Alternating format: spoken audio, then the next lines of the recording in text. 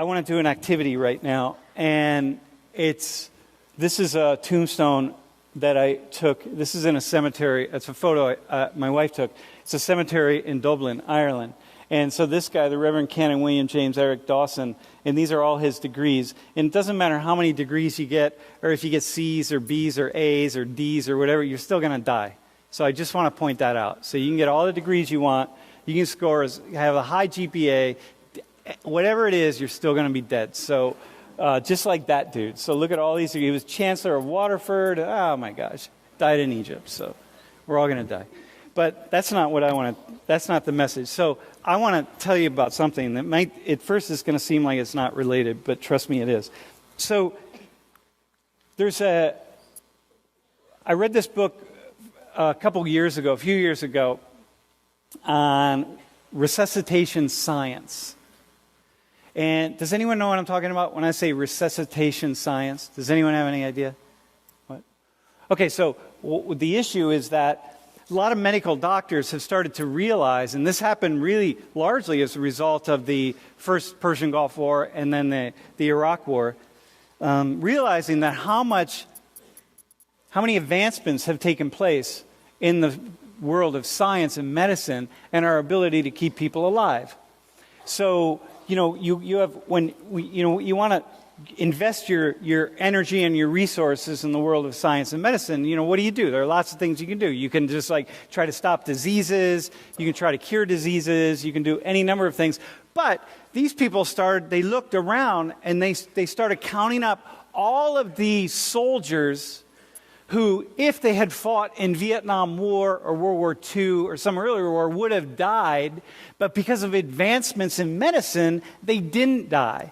They actually were saved. So this is why one of the things you see now, we see so many veterans coming back from Afghanistan and Iraq and other parts of the world with visible wounds. So missing a leg. I had a vet in class last semester who had lost his leg in Afghanistan, missing an arm, various wounds and disabilities that, had they been in the Vietnam War, would have died, and so we wouldn't have seen them. But now we start to see it. So these advances, right? So the medical world started to say, wait a minute. Instead of spending all of our energy and all of our money on disease control and learning better ways to operate and so on, what if we actually spent some money on keeping people alive?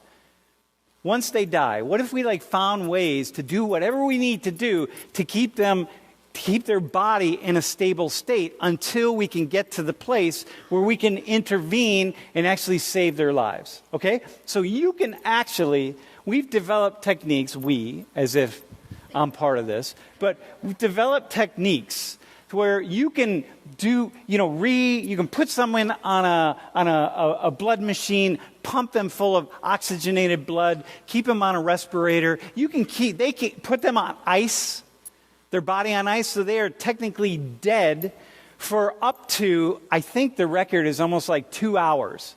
So they're dead, but they can keep the body in such a state that they can eventually do whatever they need to do to bring them back to life. So it's whoa, that's amazing. Is that amazing? Dude, is that amazing? Imagine 2 hours. Somebody dead for 2 hours, and we bring them back to life. And they have no notable body or brain damage. And mind you, cells start to break down within a nanosecond after the body dies, after you stop breathing and the heart stops pumping. So that's pretty amazing. Is that cool? So here's what's happened, though. All these people, more and more and more people are starting to come back to life. And they started to report all of these experiences that they had in the past. And they had while they were dead. And people, we always hear the stories, right? How many of you, has anyone had a near death? Has anyone died, by the way? Anybody died? You died? How long were you dead? You broke your neck? Dude, yeah? Wait, anybody else? She the only one? So, dude, it's not, hang on. So you died. Do you know how long you were? No, I was 16 and they won't talk to me about it. Seriously? Yeah. Do you remember? You don't have any idea how long you were dead technically? No. So your heart stopped beating, you stopped I breathing. don't know if it like stopped beating, but it was Pretty bad? kind of reckless. Do you yeah. remember anything from the experience? Well, I remember the accident. Like I was in a car accident, and then Yeah. I was shipped to the hospital. Okay, but you don't remember anything beyond that till you sort of woke back up? Yeah. Okay. All right, so listen. So here's what happens. More and more people, you hear the stories, right? Somebody died, they say, yeah, I saw a white light, I this, I that. I mean, anybody, I don't know, who knows, right? And you get the story, you get this. You've heard the stories, right? Have you heard the stories? Have you heard the stories? Okay, so people die. It's very common. Every culture has this. Everybody talks about it. But what we're seeing is that more and more people are reporting to the medical establishment, these are scientists, right? That, hey, I've started to have all these cool experiences and really interesting. And then these people started to put all the pieces together and realizing, wait a minute, we actually need to study this. And not only do we need to study it, but we can control for lots of factors so that we can really try to find out as best as we can what happens to people after they die. So where do we go? And you never know because we never have any idea because, you die, you stop breathing and, the heart stops pumping and the body produces these chemicals and maybe the chemicals are what lead to the things. I mean, who really knows? But they start talking to people and realizing, whoa, we're having these really, really interesting experiences and hearing some really interesting stories. And I'm not talking dozens of people. I'm talking thousands and thousands of people, okay? And so they start controlling for lots of things because you got to control. You want to make sure you're comparing apples to apples and not apples to oranges and stuff, right? You got it? So you want to control what their prior belief systems were. You want to control how bad the damage was, how long they were dead, what they, you get it, right? You got it? Okay, where they were, how they were, etc. So you want to compare the people who had similar experiences, okay? Now, I want to tell you what the findings are, but first I just need a couple, I need a couple of people. Any Buddhists? So they start talking to all these people. And these people start reporting what happened to them when they died. Okay? Cool? And here's what they say. There's some kind, and this is almost across the board, okay? There's some kind of energy. They can't really put their finger on it, but there's some kind of energy. It's not like a singular God. It's not an articulated, embodied God, like embodied like we are. But there's some kind of energy there, okay? It doesn't speak to them, but they know what it's saying. It communicates. They communicate with this energy. It's like a weird Star Trek thing, but they communicate with the energy. Okay, cool? Almost everybody reports this. Almost everybody reports that it feels really, really good. That they don't want to come back. They want to stay there. So y'all, my friends, you don't have to be afraid of death. When I say we're all going to die, your response should be, thank goodness. Because everybody who dies and comes back to life reports an amazing, they don't want to come back. And people report across the board that they see some kinds of relatives there. It's not as though they even see them, but it's like these forces, this energy forces, okay, of relatives. A common thing that people report, you all, who are one day going to die, so many of you will have this experience that I'm about to tell you, which is really interesting. What's that? Thank goodness. Yeah, thank goodness. Exactly, dude. Exactly. Okay. Here you go. You ready? That this being that is unarticulated, but nonetheless is this energy force, encourages them in some way. Got it? And I'm saying it like this because people can't put their finger on it, but this is how they say. Encourages them in some way to do an assessment, a retrospective assessment of their entire life, and this is really intense.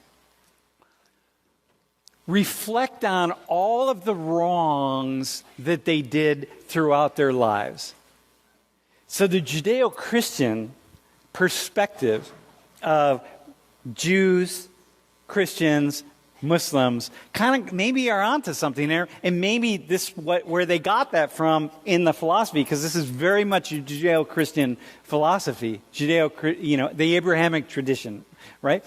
That maybe it comes from people who had died already, but there's this almost like this retrospective. It's like encouraged to look back over my life, see all the bad things that I've done to people, and expunge them and feel good about it. And the whole time, this being, this unarticulated being, they report. They report. Not one person, but report. This is systematic. People being interviewed very carefully. They report feeling encased in this sense of love, and it's like it's okay. That's really intense, right? Is that really intense? Here's the thing, you all. You ready? This is the only thing you need to know in a race and ethnic relations class. All this stuff we talk about, whether it's white people or black and brown people or Muslims or Christians or Donald Trump or whoever, I have no idea, anybody. Here's the main thing. Every person, regardless of their background, regardless of their belief systems, whether they're atheists, whether they're agnostics, whether they're Muslims, whether they're Hindus, Christians, or Jews, every person reports the same thing. Whether they're Israelis living in Israel or Palestinians living in Gaza, or whether they're white supremacists waving the Confederate flag or peace marchers waving the peace flag, whether they are Muslims or atheists, whether they're Hindus or Muslims, it doesn't matter. Everybody reports the same thing. Meaning that, as best as we can ascertain, you all, as best as we can ascertain, we're all going to the same place. Got it? So, dude, hang on. Come down here. Stand next to your sister right here. Okay. The Omani Muslim and the Jewish woman, brother, sister, right here. You got it? And the Christian right here. Got it? Hardcore Christian. Come here, lesbian, atheist, bisexual atheist. All right. The Christian and the bisexual atheist are going to the same place. Because these folks aren't lying, y'all. Maybe they are. Maybe they all got it wrong. But it sounds like they're going to the same place. It's the best we know. And the Hindu and the spiritual guru all going to the same place, y'all, right? White, black, brown, doesn't matter. Doesn't matter. You got it? And so when you stop and you take that in, and we look across the room, across the world, across wherever, and we think about our enemies, and we think about our allies, and we think the one thing, the one question that nobody can fully answer, where do we go when we die? The best we can possibly do is find people who have died, have been brought back to life, and can report on what their experiences were. And the damn thing is, anywhere we go in the world, whatever their thought systems are, they're all saying the same thing. And what does that say about us in this world where we're fighting with each other over really silly, crazy things? Democrats and Republicans, a Trump voter, a Clinton voter, like whatever. In the end, you're going to the same place.